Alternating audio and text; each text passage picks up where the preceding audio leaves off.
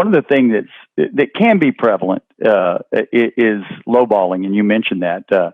We always go in when we're talking to clients and we know what the range of the job is, and we tell the client this is where our candidate fits within your range. But sometimes they just choose to ignore that. And they, for whatever reason, they think, oh, if he gets here, he's going to be able to make more once he gets here. And they spin it in their head in such a way that it seems right to them.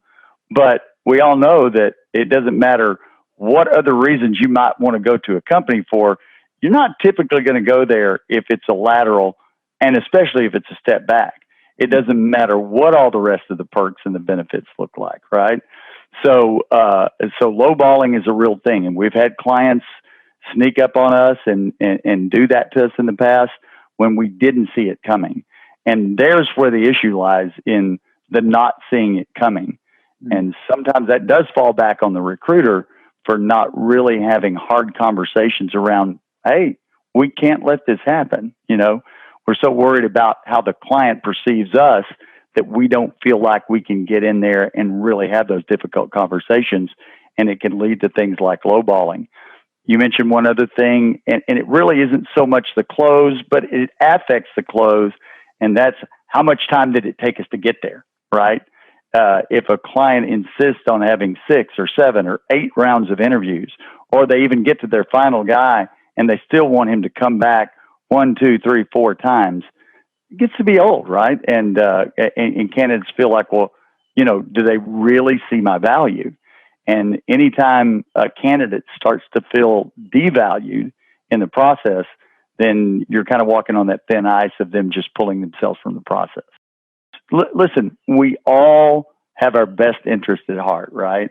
And candidates aren't any different. And as human beings, we need to embrace that and understand it.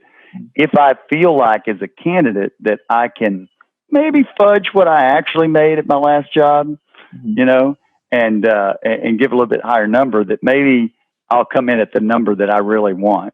Or sometimes candidates overvalue themselves, right? You'd be surprised the number of times that we've had an $80,000 a year candidate that suddenly determined for himself or herself that I'm worth 110 at my next job, right? So as a recruiter, if I haven't gotten that back into a more realistic box, then again, I'm asking for problems.